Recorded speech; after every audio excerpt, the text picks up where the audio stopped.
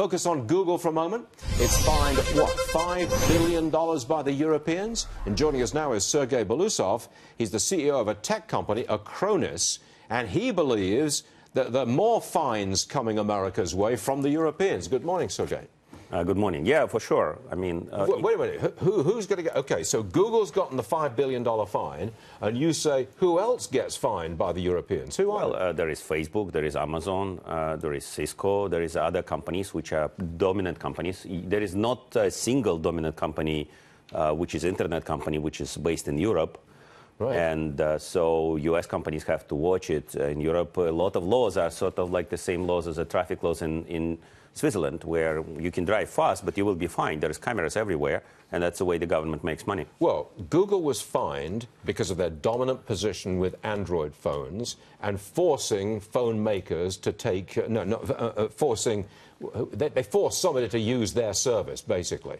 Now, that's illegal in Europe.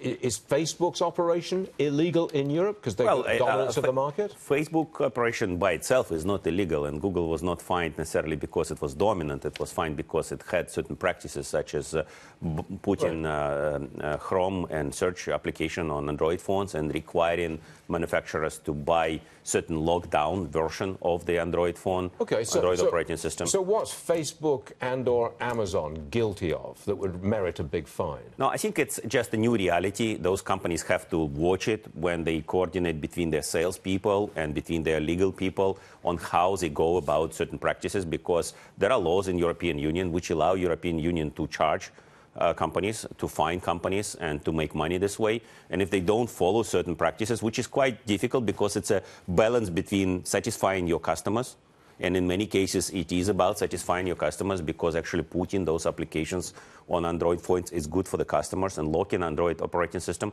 is potentially also good for the customers. But it's also about following the rules, because if you don't follow the rules, you give an opportunity to European Union to fine you.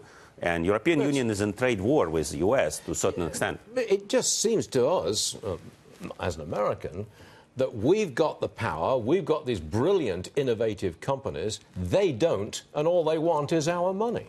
Well, yeah, that's a little bit like that, but I think the other thing is that there are still regulations which can be followed in a more careful way. I mean, sometimes those regulations are not necessarily very...